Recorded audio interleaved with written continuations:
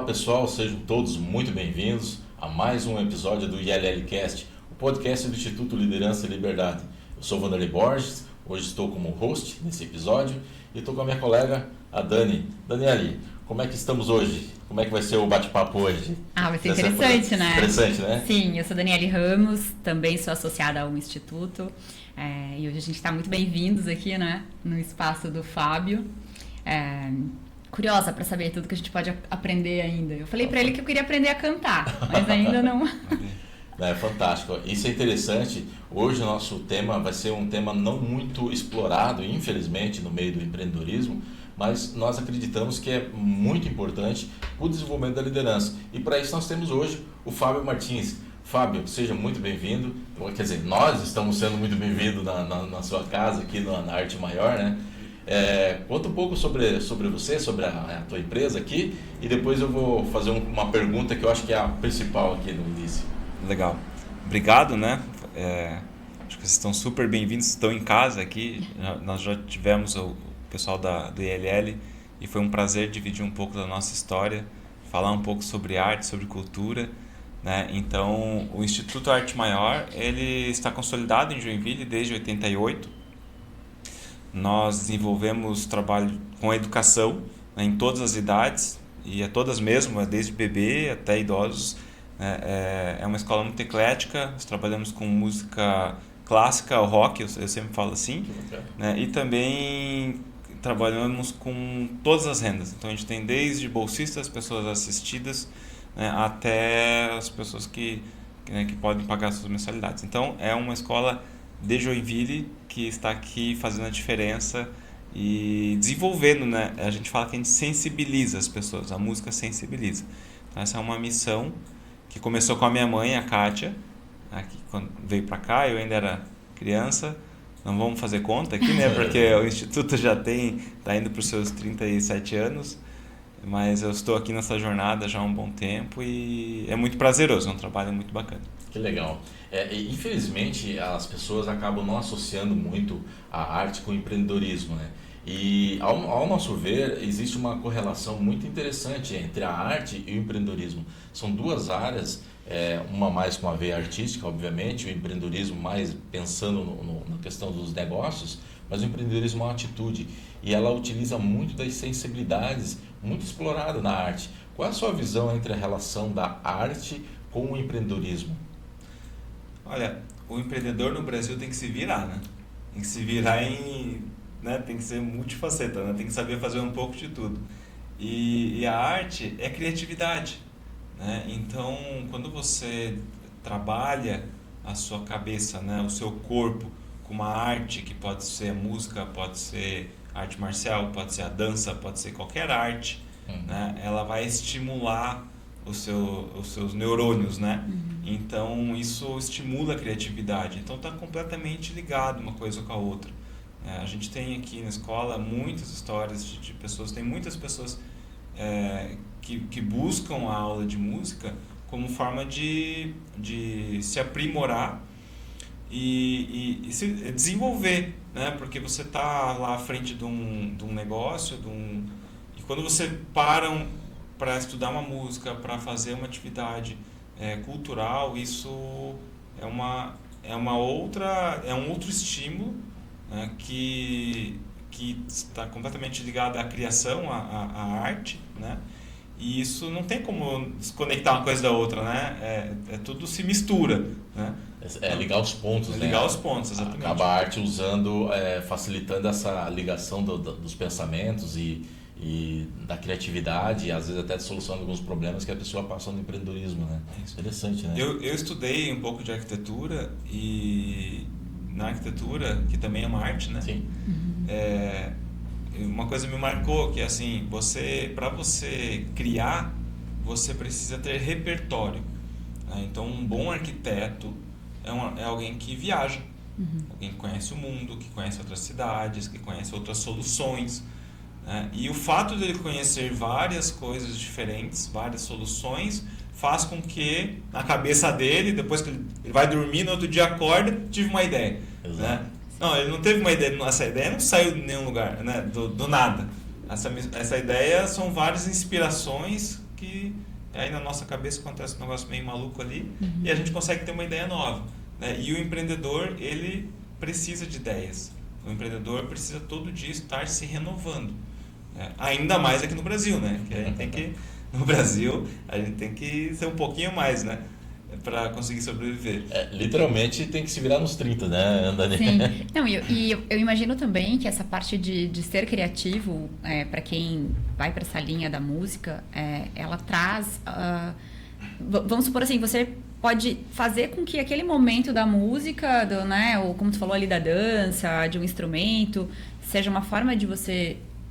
Não vou dizer dormir, mas você relaxou a tua cabeça, baixou a tua adrenalina pro teu dia a dia de trabalho, e aí retorna para, digamos assim, para aquele teu problema, né, para o trabalho, e meio que oxigena o negócio, né, por conta de você fazer algo que você gosta, que te dá prazer, que é criativo também, né. Eu penso que eu não sou da música, mas gosto de ouvir, assim como acho que todo mundo, e às vezes você escuta uma música que te dá uma adrenalina para o negócio e outras que te, né, te relaxa, te inspira, faz com que você medite, enfim, N coisas do poder da música, né? Inclusive acho que até para uso médico, que você pode estimular. Eu tenho uma avó com Alzheimer e dizem muito, né, que a música pode te remeter e fazer terapias musicais. O Alzheimer é um negócio muito interessante, porque a música tem o poder de resgatar a memória. A pessoa com Alzheimer, quando ela escuta uma música que ela escutava em algum estágio da vida, ela consegue recuperar a memória, recuperar o nome das pessoas que estão ali, ela lembra de fato, consegue contar as histórias, né, por uma conexão que não se sabe explicar como que acontece, né? Mas ela acontece, né? E ela acontece através da música. O ser humano, ele é fundamentalmente feito de estímulos, né?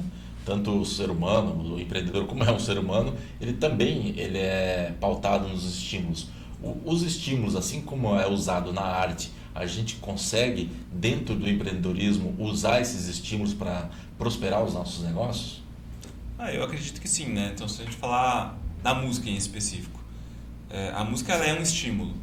Tá? Então, por exemplo, atletas profissionais que correm, por exemplo, eles têm uma música que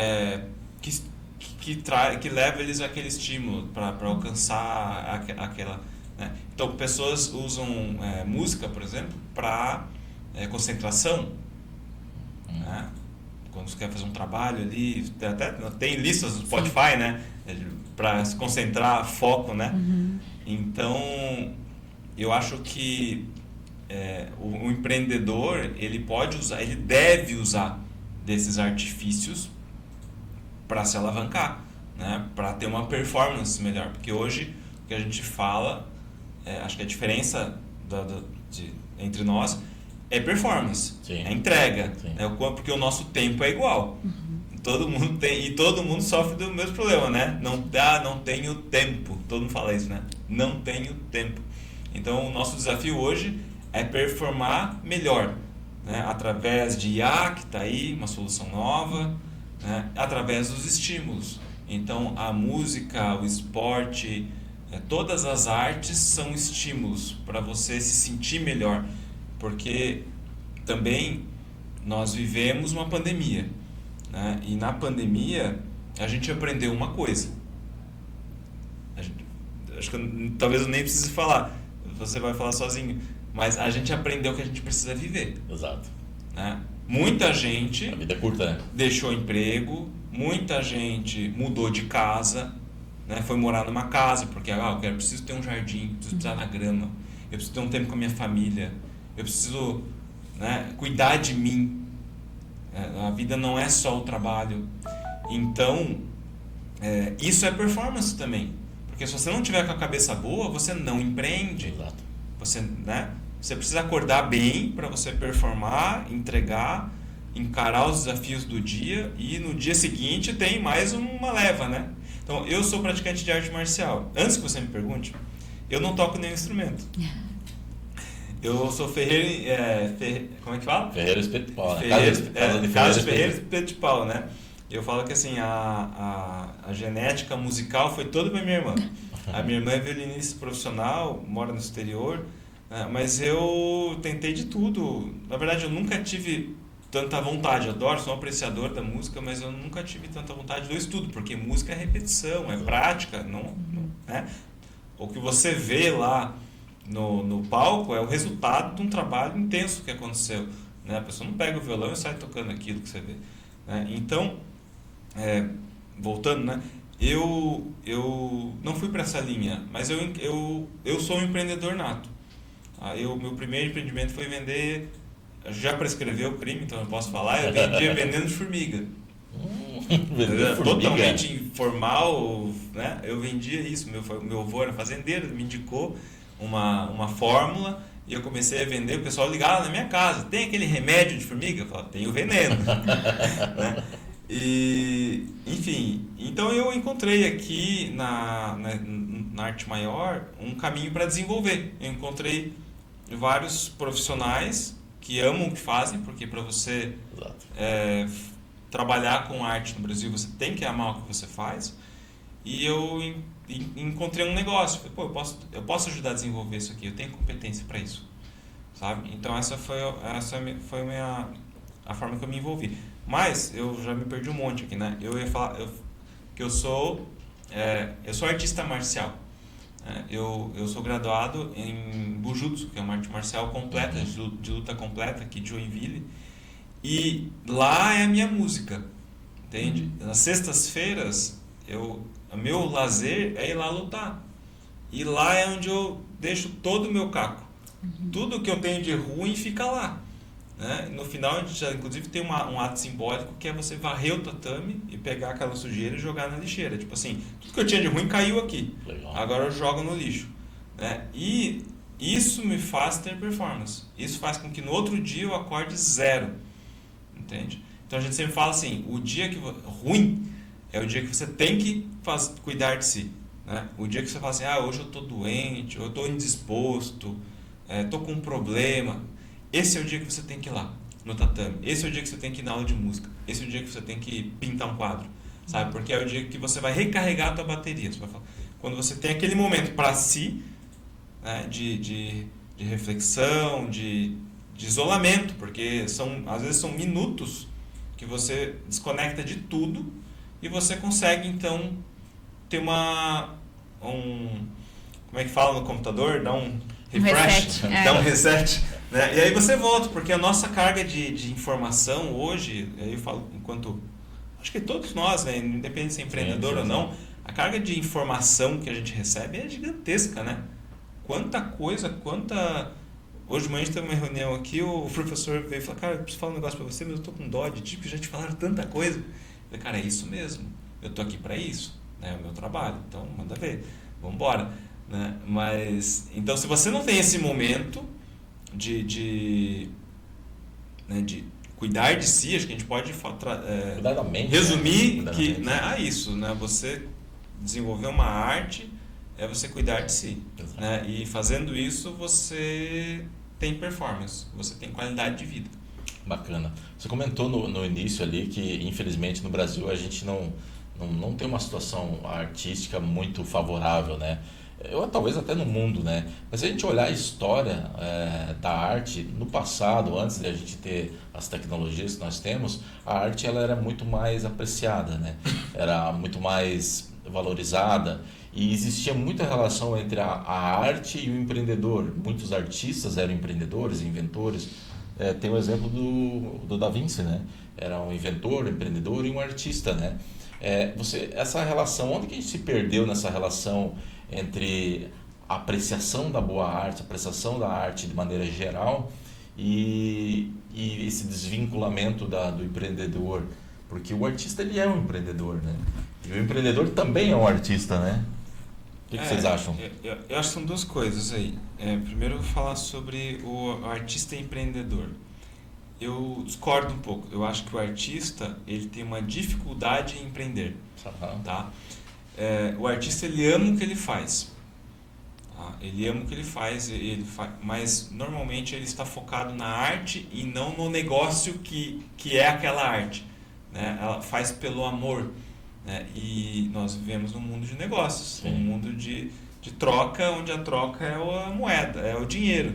Né? Então, se você pode ter a melhor música do mundo, se você não tiver uma apresentação para isso, uma forma de apresentar, se você não for apresentável, se você não for comunicável, né? Se você não conseguir jogar o jogo, você não sai do lugar. Né? Ao menos que alguém te encontre, como acontece. Sim. Alguém te encontra e fala, ô fulano, vem cá, você é bom.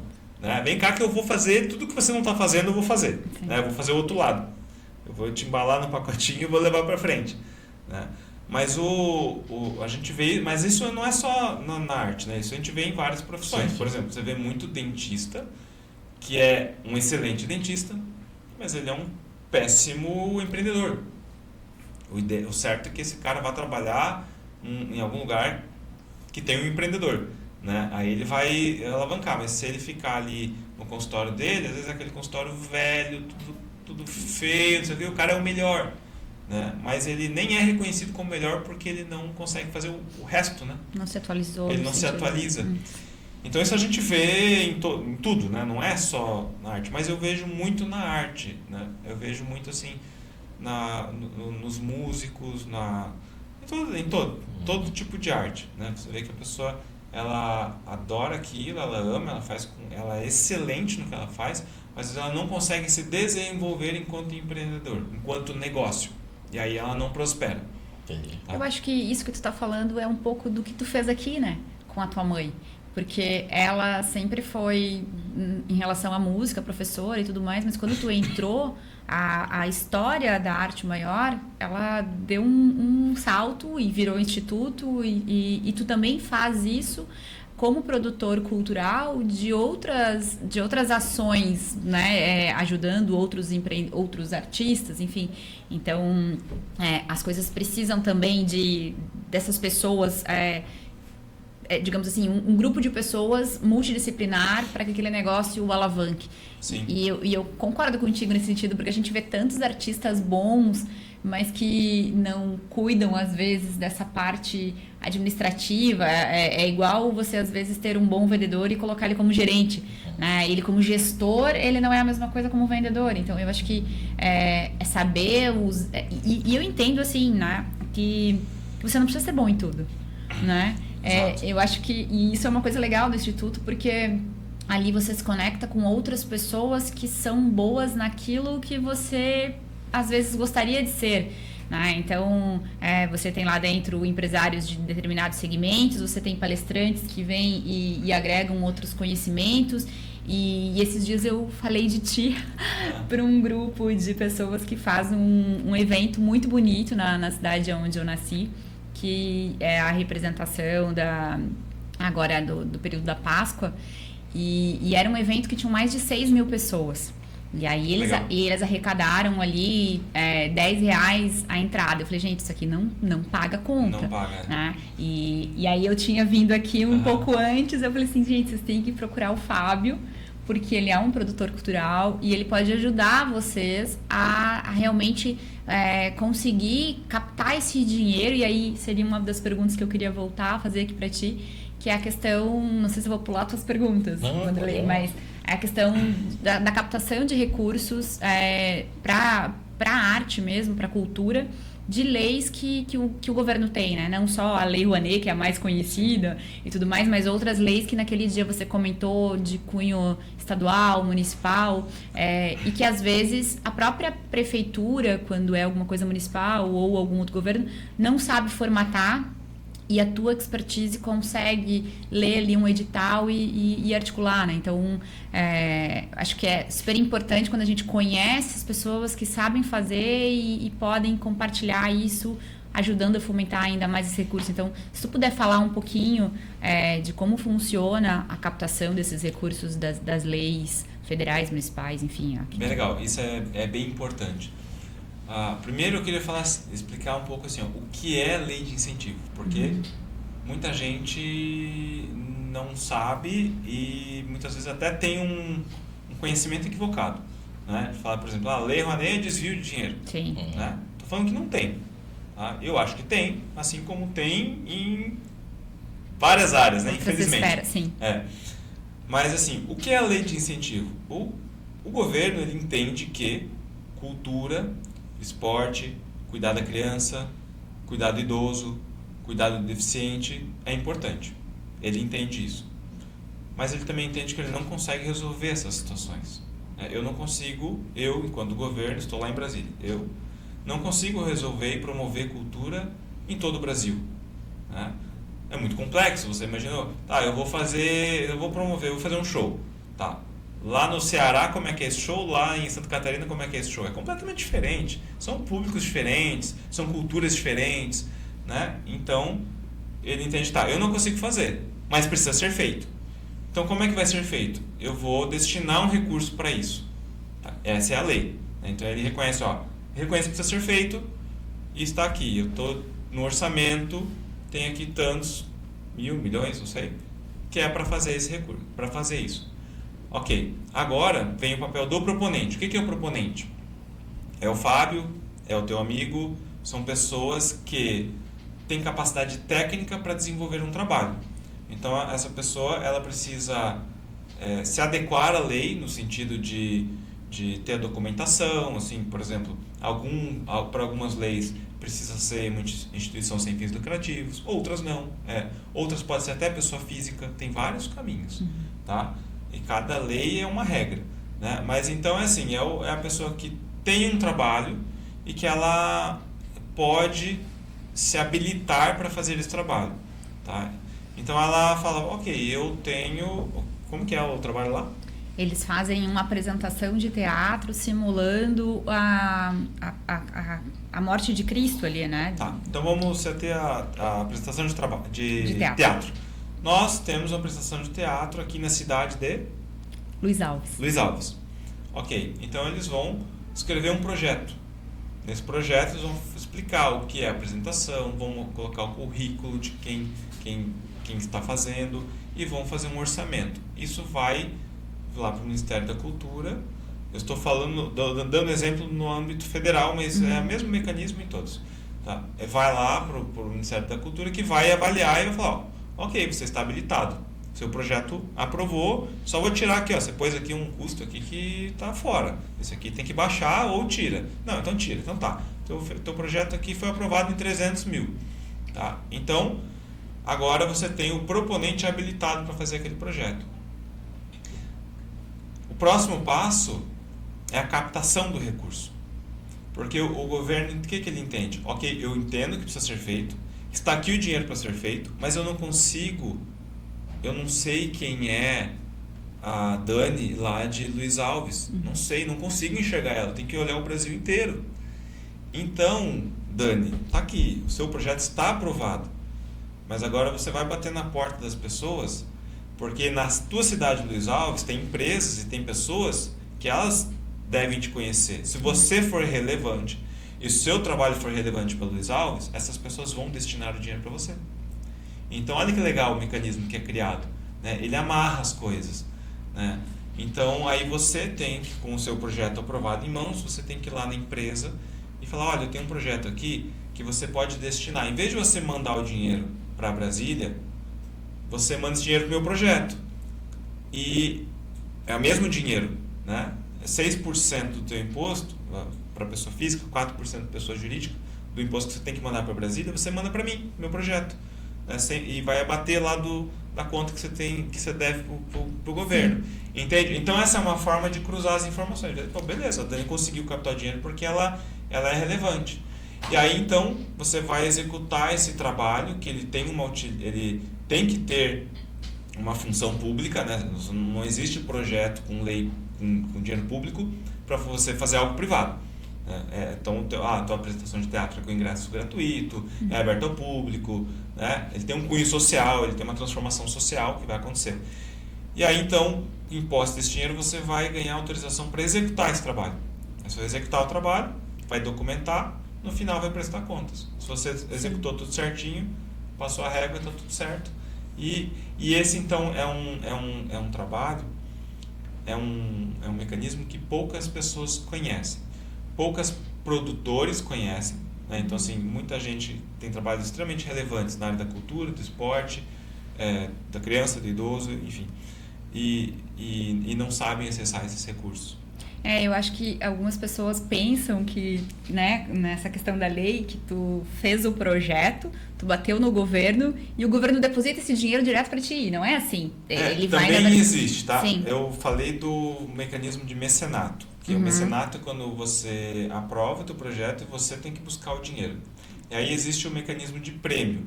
Quando é prêmio, o governo realmente te dá o dinheiro, tá? Eu estou falando governo, mas isso acontece também dentro de instituições privadas. Por exemplo, fosse citar um caso aqui que eu vou lembrar agora, o Sicredi, aqui de Joinville, tem um fundo social onde eles criam uma regra. Eles falam, olha, todo proponente que tiver essas regras aqui, o prêmio máximo é 10 mil, e aí você manda o teu projeto, a gente vai avaliar, a gente tem 1 milhão, então 1 milhão eu vou dividir em X, não sei fazer quanto que é agora, em X prêmios de 10 mil, e aí eu vou atender até o limite. Então o problema, a dificuldade um pouco do prêmio é que você tem mais concorrência, porque é um edital que tem assim, olha, eu tenho 1 milhão e eu vou distribuir em 5 prêmios de 200 mil. Tá? Então são 5 que vão ser contemplados. Se tiver 1.000 inscrições, é só 5 que vai levar.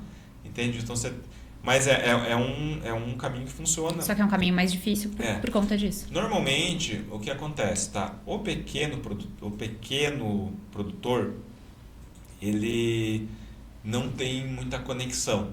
Tá? Assim, porque é difícil você conectar com o empresário. É difícil você conectar com pessoas físicas que têm capacidade de renda, né, para depositar e convencer essas pessoas, porque elas não sabem sobre isso, então elas ficam com medo. Imagina, eu vou falar para uma pessoa, você destina 5 mil aqui pro meu projeto, cara. Pô, mas e se eu perder esses 5 mil? Né? Será mesmo que eu vou conseguir deduzir isso do meu imposto? Né? Então, existe muito receio. E aí quando você pega o pequeno produtor, é mais difícil ainda para ele. Então, esse pequeno, normalmente ele vai nos editais, porque o edital, normalmente são valores menores, mas ele é certo, né? Você não precisa conhecer, vamos dizer assim, você não precisa conhecer ninguém. Você só precisa ter uma boa proposta, ter um bom portfólio, mandar e dentro da documentação correta, e aí se você for aprovado, o dinheiro cai na sua conta. Então acaba sendo um pouco mais fácil para o pequeno. Agora já está acontecendo uma coisa bem bacana, que algumas instituições estão olhando para o pequeno. Então você pega assim uma Celesc, tá? A Celesc tem um monte de imposto que eles mandam para Brasília. Tá? Tem um monte de imposto que aqui é pelo PIC, que é o programa do Estado, que é através do ICMS. Eles têm um monte de recursos que eles podem destinar. Então o que eles fazem? Eles criam um edital, e aí no edital eles falam, olha, tá aqui as regrinhas para você mandar o teu projeto para eu aportar o dinheiro que eu dentro do limite que eu posso. Tá? E aí eles criam regras para o pequeno também. Sabe? Ó, eu vou dar preferência para projetos de até... Esse é um caso hipotético, estou citando a Celesc, mas não sei se eles fazem isso, tá? Projetos de até 100 mil, projetos de até 50 mil. Então é uma forma de ele falar assim, ó, eu vou atender o pequeno, sabe? Porque senão esse pequeno realmente ele tem muita dificuldade. Sim, aquele dia tu até citou o exemplo de um espetáculo que tu assistiu, que tu sabendo, né, da grandiosidade e dos custos, por mais que o ingresso para um indivíduo pode ter sido assim, poxa, mas R$400 por um espetáculo, mas aquela bilheteria não seria suficiente para pagar. Isso é legal também falar. Né? Isso acontece muito nos musicais, principalmente em São Paulo. Você vai naqueles musicais, esse que eu citei foi o Priscila Rainha do Deserto. Um super musical, muito bacana. Mas todos eles, o Rei Leão, quase todos eles não funcionam só de forma privada, né? Eles também têm o recurso público. Aí você fala assim, tá, mas aí não faz sentido nenhum, né? Porque é um espetáculo onde se cobra R$400, R$500 para entrar e os caras ainda ganham dinheiro de Lei Rouanet. Pô, palhaçada, né? Realmente parece uma palhaçada. Mas a produção desse espetáculo custa milhões, entende? Para você, aquilo que você vê, né? Eu gosto de comparar com restaurante. Sim. Você vai num restaurante, você pede um prato, o prato chega na tua mesa, você come e vai embora. Né? Você sabe o que acontece antes e depois, né?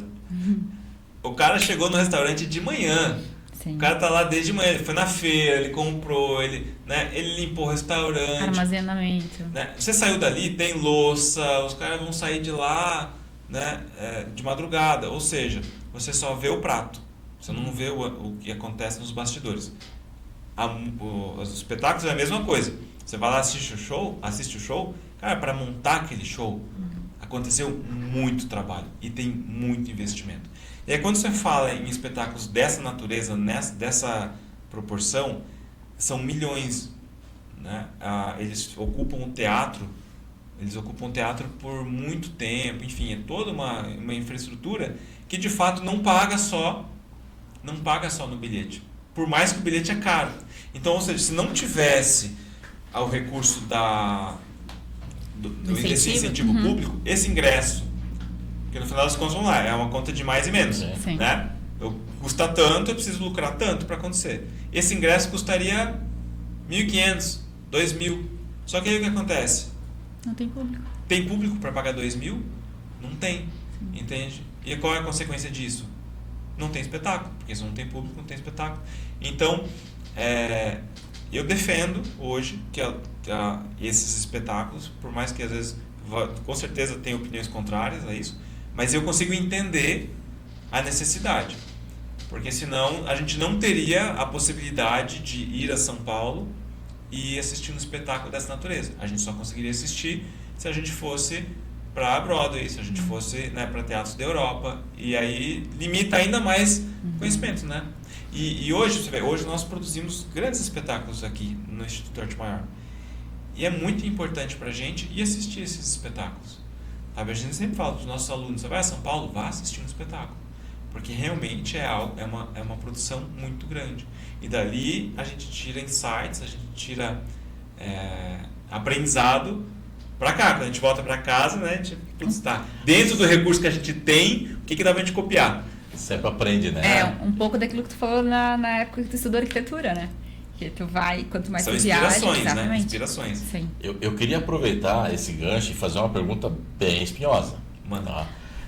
Antes de eu fazer a pergunta, quando você comentou do empreendedor ele ir atrás de buscar portas, né? Isso, do empreendedor, não, do artista, né? É um trabalho empreendedor. Então, Claro que é. a gente acaba às vezes ignorando, às vezes, mas é um trabalho empreendedor que só tem que vender seu peixe, né? Esse é o ponto principal, né? Legal. A questão da lei. Eu tenho uma opinião, nossos princípios, né, do Instituto lá é liberalismo, empreendedorismo e desenvolvimento pessoal. A questão da lei Rouanet, que é a mais falada, a mais manipulada, eu acredito que até a mais mal utilizada, né?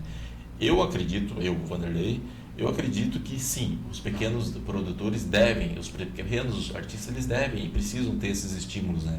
Em contrapartida, a gente vê que isso é mais direcionado para os grandes, né? Então aí tem uma falta de dosagem, na dosimetria em relação à destinação da lei. E aí vem a pergunta, se o artista é bom e precisa de uma lei, de um dinheiro do governo, ele é um artista ou ele é um funcionário público? Eu vejo, tem vários pontos aí. Eu entendo a lei de incentivo, como o próprio nome diz, como um incentivo. É o empurrão da startup, não é para o cara viver disso o resto da vida. Exato. Entende? É para alavancar, para propor, né? Então, quem constrói projetos que só se sustentam em cima da lei, eu acho errado, sabe? Mas, tem um porém, algumas naturezas de projeto, elas só se sustentam com recurso público. Por exemplo, Depois eu encaixo outra questão. Porque se você desenvolve um trabalho que é completamente social para uma população carente, entende? Em nenhum momento você vai conseguir transformar aquilo monetizar. Sim. Entende? Você pode monetizar com patrocínios da iniciativa privada. É uma empresa que compra aquela iniciativa, mas para aquele público não. Né? Então você vai precisar de incentivo para aquilo. Agora, quando a gente fala em desenvolver como você falou, de um artista, né? Então, antes eu tinha muito assim, para gravar CD, né? Para fazer show. Eu acho que a lei, inclusive aqui em Joinville tem um posicionamento legal, tá? Da Secretaria de Cultura, porque eles avaliam isso. Eles avaliam a capacidade de sobrevivência, vamos dizer assim, não é essa a palavra certa, mas a capacidade de continuar, continuar. Então assim, se eu te der esse dinheiro hoje, o teu projeto tem essa perspectiva de você depois ir dando os próximos passos? Usar o projeto como uma alavanca de sair da inércia. Isso, depois isso, pegar um movimento sozinho. Então esse é um ponto. Outro ponto que é um pouco mais delicado, né? Com relação aos grandes. Eu também vejo isso, tá? O que eu vejo da Lei Rouanet, que ela é muito frágil na questão de controle, tá? Eu acho que ela é muito fácil de esconder o que aconteceu. Então, são os amigos do rei. Eu falo assim, são os amigos do rei. Tá? Então, você tem um amigo do rei que escreve um projeto de 10 milhões. Esse amigo do rei, ele capta com uma empresa multinacional, uma gigante, que também é amiga do rei. Ou uma estatal. Uma estatal, né? Então, ele capta, ele executa o projeto fazendo o que ele quer, porque ele tem autonomia dentro da conta de pagar, né? Depois, lá na prestação de contas, existem quilhões de projetos acumulados de, às vezes, anos que ainda não, que já foi prestado contas, mas não foi avaliado, que esse projeto se perde ali no meio daquilo, entende? Ele não é olhado e depois ele prescreve, entende? Então eu acho que existe sim uma fragilidade e que isso pode ser por alguns ser usado de forma errada, tá? E a gente vê, né, eu falo, né, de artistas de renome, não vamos citar nome aqui, né, falo às vezes de projetos que você se questiona realmente, né, putz, mas precisaria, né, quando você vê projetos muito consolidados, você fala, putz, mas tem uma coisa errada aqui. E o que impactou isso, né, de forma positiva na sociedade com esse projeto, né? Também. Por exemplo, você comentou dos grandes eventos, né, que às vezes não se viabilizam, né? Mas nós temos aí a questão da viabilidade dos negócios, né? O Cirque du Soleil, por exemplo. É um espetáculo que ele se paga. É caro, mas ele acaba se pagando. Ele conseguiu encontrar, num sistema totalmente de livre mercado, um equilíbrio entre a arte e a sustentabilidade, né? O que a gente poderia aprender com o Cirque du Soleil para os grandes, pelo menos os grandes eventos que acabam usando esse dinheiro da Lei Rouanet, e claro, os pequenos precisariam, mas os grandes que a gente acaba drenando essa verba. Mas às vezes até assim, ó, você vê, por exemplo, o próprio Cirque du Soleil, né? Você fala assim, tá, o Cirque du Soleil, ele não vem para cá. Ele vem, né? Mas vamos dizer, ele não vai para algumas regiões porque não tem uma perspectiva de faturamento. Volta no princípio, né? De pagar a conta. Então, o Cirque du Soleil, ele pode apresentar um projeto dizendo assim, olha, eu tenho aqui esse meu projeto, eu quero ir para essas cidades aqui que não são metrópoles, são cidades, né, mas que são cidades que têm público próximo, que precisam, que a nossa, né, o que a gente vai apresentar vai elevar culturalmente, mas para eu fazer isso, eu tenho uma perspectiva de faturamento de tanto, né, mas isso vai me custar tanto. Eu vou faturar 1 milhão, mas vai me custar 2, então eu preciso de mais 1 milhão para eu conseguir fazer essa etapa aqui de fazer 10 apresentações em tais lugares, em tais datas, para um público de tantas pessoas que vão pagar uma média de tantos reais, entende? Isso tudo depois tem que ser apresentado, sim, entende? Isso tudo é proposto e depois é apresentado. Então, assim,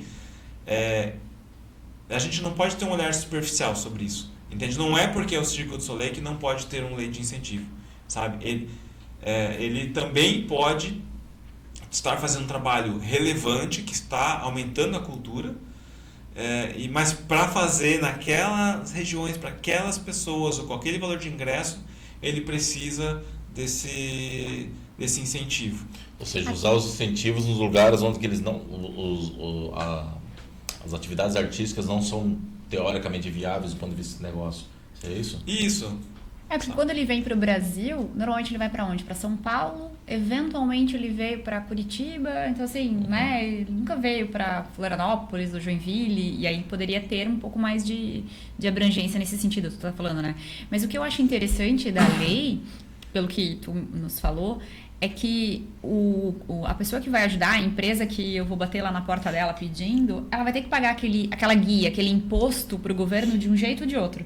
A diferença é que parte daquilo fica no próprio município, ajudando e estimulando. Sim, totalmente louvável do ponto de exato, vista descentralizado, exato, né? Porque a gente sabe que todo recurso que vai para o federal, né, volta um percentual tão pequeno e que às vezes a gente tem Santa Catarina é exato, menos de 20%. e a gente tem que divulgar mais que a gente pode deixar esses recursos dentro do próprio estado, desde que a gente saiba, né, como pessoa física, como usado empresa. de forma profissional antes dele ir para Brasília, né? Exato. Então, assim, o que eu sempre falo, vou até aproveitar que eu vou falar para quem está assistindo, porque se você tem uma empresa ou se você trabalha em uma empresa que é do lucro real, ou se você é uma pessoa física que recolhe imposto, tem que fazer a declaração completa, né? E até mesmo, essas são quem pode destinar, tá? Mas eu tenho falado que se você tem uma empresa fora do lucro real, que é presumido ou simples, você não pode destinar direto pela empresa, mas você pode destinar pelos funcionários.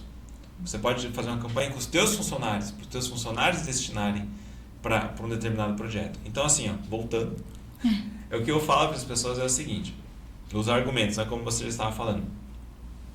Você vai pagar uma guia que vai para Brasília. Menos de 20% desse valor vai voltar para Santa Catarina. Você tem a oportunidade de pegar uma fatia do seu imposto e deixar na sua cidade, ou na sua região, no seu estado.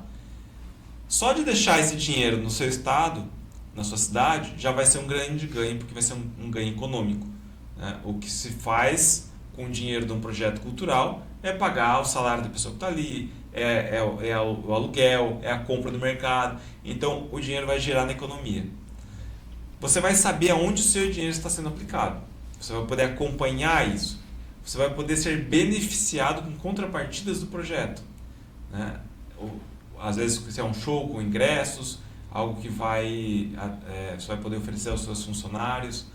Então, existem as contrapartidas e existe o marketing, porque todos os projetos têm marketing envolvido. Então, você está pegando um dinheiro que você já deve, que você vai pagar o imposto, que você pode transformar em tudo isso, né? Além de ser algo de impacto social, algo que você vai transformar a vida de alguma pessoa, que na verdade é o principal, só que é o que infelizmente as pessoas não olham tanto, né? O executivo, muitas vezes ele está ali preocupado em qual é o marketing que eu vou ganhar, como que isso vai funcionar operacionalmente, mas ele não está tão preocupado no mais importante, que é assim, quantas pessoas eu estou transformando a vida de quantas pessoas com esse dinheiro, entende? Esse é o mais importante, porque é transformando a vida das pessoas que a gente transforma o nosso ecossistema, a nossa cidade. A gente tem pessoas, você tira pessoas da pobreza, você diminui criminalidade, você aumenta a qualificação, né? Você proporciona a qualidade de vida, você cuida do ser humano. Né? Então esse é o principal ganho. Né? O resto é consequência. Né? Talvez não seja esse o ponto que une o artista e o empreendedor, o transformar as vidas, o artista ele transformar as vidas das pessoas lá na ponta de uma série de estímulos, e o empreendedor transformar a vida das pessoas, gerando emprego e renda. Vocês acham que existe essa correlação da transformação? Eu concordo. Eu acho que sim. E nesse processo tem uma série de virtudes que tem os artistas e os empreendedores, certo? Quais são as virtudes que você enxerga que tem o artista e que o empreendedor deveria, pelo menos, se policiar, juntando todo esse leque que a gente vem discutindo até agora? Olha, eu acho que o artista, em primeiro lugar, ele tem amor pelo que ele faz. Ele tem paixão pelo que ele faz. Então, ele faz isso, né, com propriedade, ele gosta muito do que ele faz. Eu acho que o artista ele também é resiliente, sabe? Porque não é fácil. Né? Quem acha que vai começar, né, qualquer arte vai bombar. Ó, eu gosto muito de falar do Juarez Machado, que é nosso vizinho aqui. Agora não mais, acho que ele está no Rio, mas o prédio dele é aqui do lado, esse que não posta. Né? E nós já tivemos a oportunidade de fazer uma caneca comemorativa com ele. E ele veio, quando tu falou um monte, a gente era uma reunião para falar da arte da caneca. Ele ficou 1 hora falando. E a gente não fala nada da arte da caneca. No final ele falou assim, já sei o que eu vou fazer. Mas o negócio é que nessa conversa ele falou o seguinte, você sabe quantos quadros eu pinto? Assim, eu acordo às 8 da manhã, ele pinta em casa. Acordo às 8 da manhã, coloco meu uniforme e vou pro meu ateliê. Eu trabalho até, ele só pintava com a luz do sol, até o sol se pôr. Aí eu paro de pintar e vou fazer minhas coisas. Ele encarava a atividade artística dele como produção. Eu tenho que produzir, não sei quantos, 3 quadros por semana. Se eu produzir 3 quadros por semana, eu produzo 12 no mês, que eu produzo tantos no ano. Entende? Aí ele falou, você acha que todo quadro meu faz sucesso? Não. É um ou outro que faz sucesso. Agora, se eu pintar só um por mês, quantas chances de sucesso eu tenho no ano? Entende? Então eu preciso produzir muito para eu conseguir ter sucesso. Pô, cara de artista, um artista mundial, né? Exato. Então é isso. O artista ele tem que encarar a profissão dele como profissão. Não é só amor, não é ficar flauteando, né? Ele tem que entender, não, eu tenho que produzir, eu tenho que ir atrás, eu tenho que me aperfeiçoar, eu tenho que entender de rede social. Ele tem que ser um empreendedor, porque ele não tem dinheiro para pagar tudo. E talvez ele vai ter se ele tiver sucesso. Mas, assim como qualquer empreendedor, você não sai com dinheiro para pagar tudo. Então, o que o empreendedor tem que fazer? Ele tem que aprender a se comunicar, ele tem que saber como que funciona a rede social, ele tem que saber escrever, ele tem que saber se vestir, ele tem que saber um pouco de tudo, né? Eu falo, eu sei, eu troco tomada, eu faço de tudo, sabe? Se precisar varrer o chão, aqui nessa escola eu já subi no telhado, eu já subi no fogo, eu conheço cada buraco desse lugar, entende? Porque eu sou empreendedor.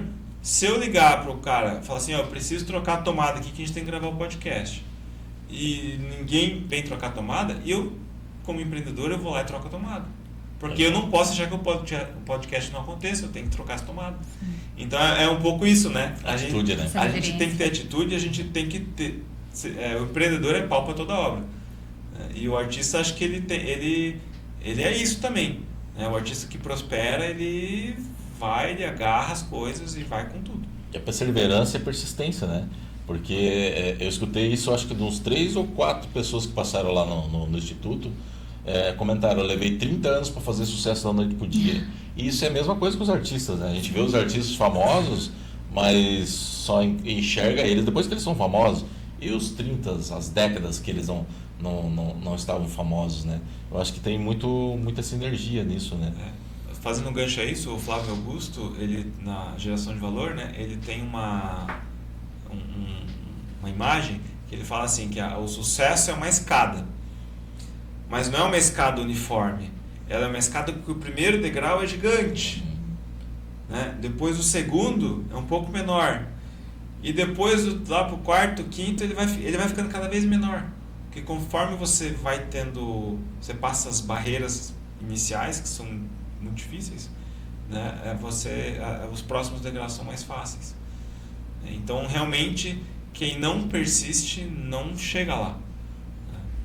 E a disciplina também, né? Porque o artista ele tem que ser disciplinado, né?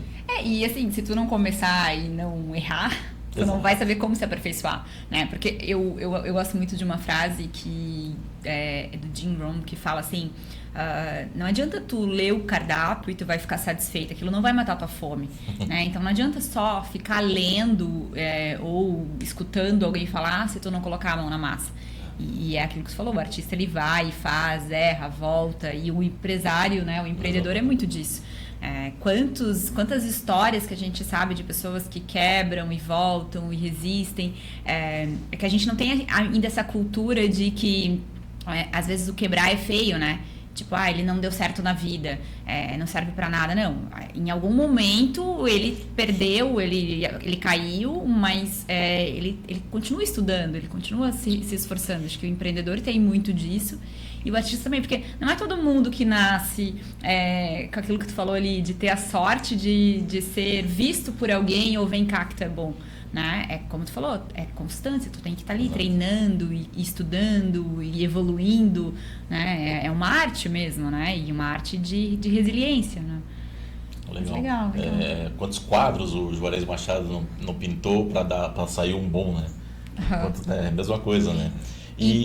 Não, desculpa, e eu ia dizer, e um bom que também é muito subjetivo, né?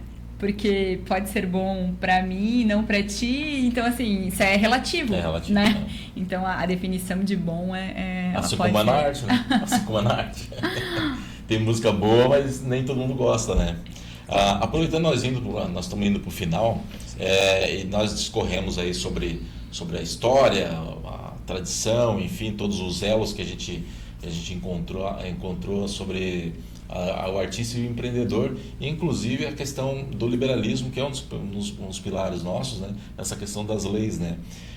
Se fosse para você citar um atributo, o principal, que isso serve tanto para o artista quanto para o empreendedor, qual seria a principal virtude que eles compartilham e não sabem que compartilham? Isso, difícil, hein? Pergunta de milhões. Pergunta de milhões. Olha, eu vou falar a primeira coisa que vem na minha cabeça, que é a criatividade. Ótimo. Eu acho que tanto o artista quanto o empreendedor tem que ser criativo. Tem que conseguir trabalhar com os recursos que tem que buscar alternativas, tem que inovar. A inovação está totalmente ligada à criatividade. Então eu acho que criatividade é algo que une os dois, né? O empreendedor e o artista. Um artista sem criatividade é um mero repetidor, né? Ele não vai conseguir criar nada dele. E o empreendedor também, né? Sem criatividade é meio difícil você imaginar que alguém vai empreender em alguma coisa sem ter um pouco de criatividade. E olha que bacana, todos esses atributos que você citou, se você fala só com o empreendedor, ele vai jurar de pé junto que você está falando somente de empreendedor. E se você usar os mesmos atributos que você citou com o artista, ele vai imaginar que só está falando de artista. E na realidade serve para os dois. Ou seja, o empreendedor e o artista, eles têm muito mais sinergia, né? E pontos em comum do que a gente imagina, né? Dani, gostaria de fazer mais uma pergunta? O que você... Na verdade eu tenho uma curiosidade de você, porque a gente estava falando em relação a transformar vidas, né? Como a arte pode fazer essa transformação. Se tu tem algum exemplo de algum aluno que passou por vocês, ou que quem sabe ainda esteja, e que ele teve uma transformação na vida dele, sabe? Às vezes de uma recuperação, sei lá, de uma doença, de uma perda, ou não sei, algum exemplo que te vem na cabeça de uma pessoa que com a música ela transformou, ela teve um brilho no olhar de novo, alguma coisa assim. Olha, tem milhões, milhões, e vou te falar que a maioria deles a gente nem fica sabendo, tá? Então, para justificar isso que eu tô falando, eu vou contar uma história de uma menina que está até o post no nosso Instagram, da Arte Maior, que é o seguinte: ela faz parte do coral, não vou me recordar o nome agora, e aí o que acontece? A gente tem uma equipe aqui de audiovisual e a gente sempre está pegando depoimento, fazendo algumas coisas, e a gente falou assim, tá, mas é sempre que assim, você vai entrevistar, você fala assim, aquele lá fala bem, esse aqui você fala bem. Aí a gente falou assim, não, a gente tem que pegar pessoas diferentes, então escolhe um aleatório, deixamos na mão do videomaker. Aí ele foi lá e puxou uma menina e ela falou, eu sempre quis falar. Que legal.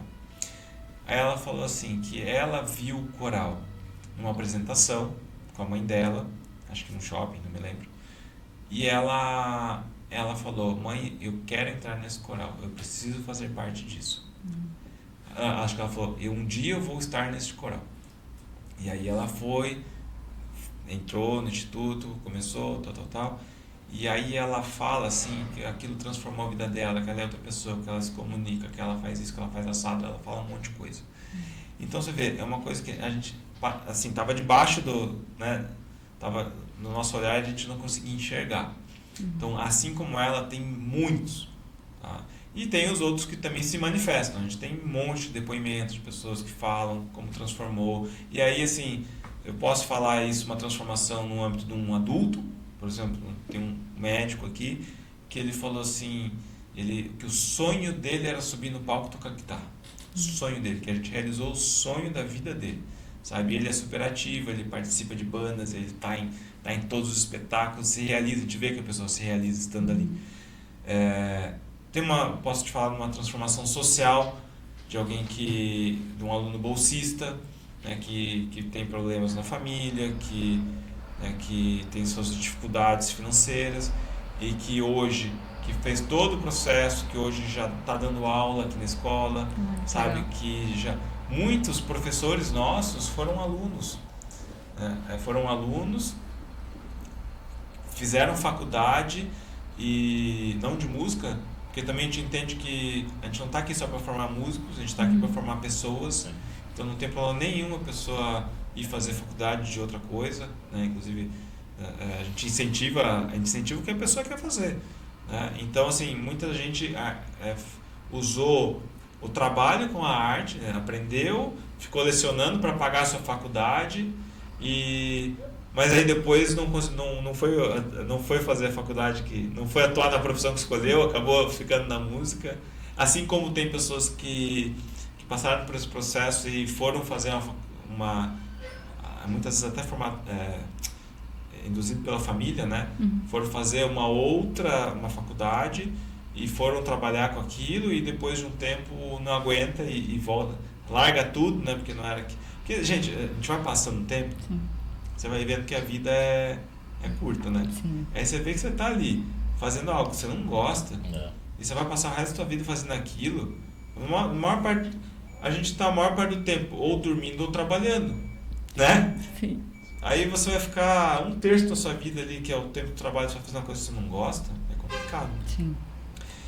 Então, assim, tem um monte de história de transformação, sabe? Isso é bem bacana e isso é uma coisa que nos dá energia, né, para continuar fazendo esse trabalho. Acredito que sim. Legal. Pô, que bacana, né? Eu acho que a gente foi uma aula e uma grande inspiração para todos nós.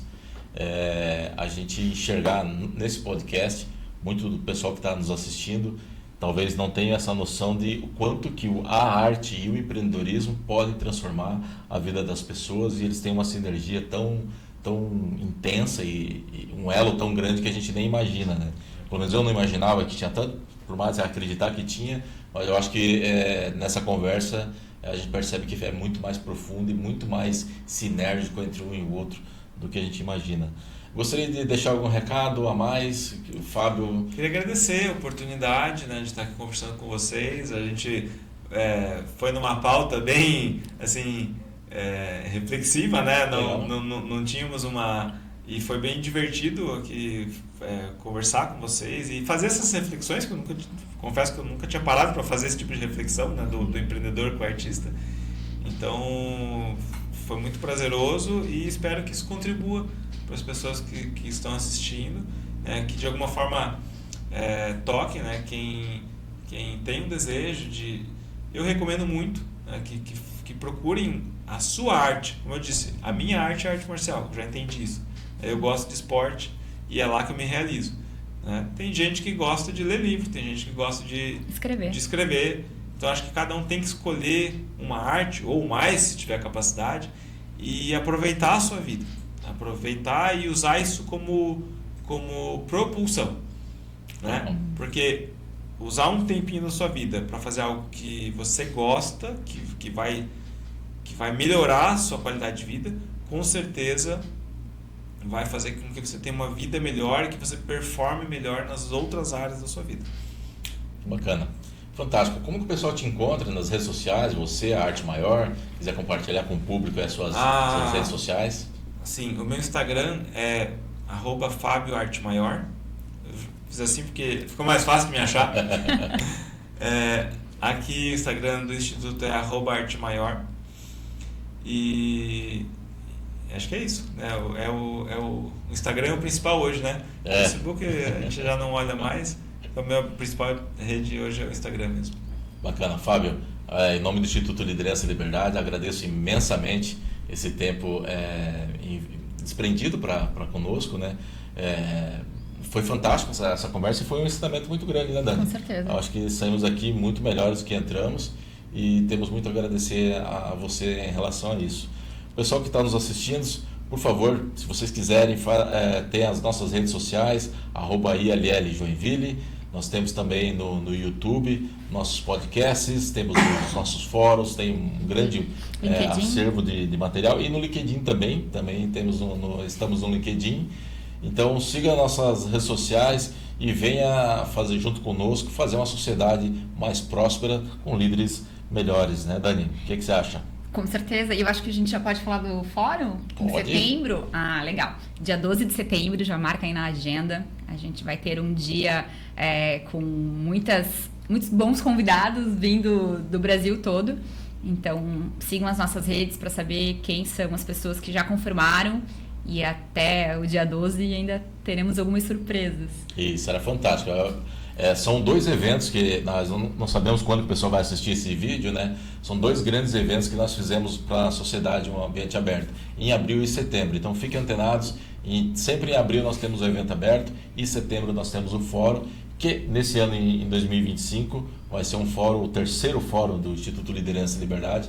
Estamos aí trabalhando intensamente para fazer um grande evento para todos aí. Um Brasil que faz, né? Um Brasil que faz, um Brasil do Aguaras. Muito obrigado, hein? Obrigada. Tudo bom. Sucesso. Tchau.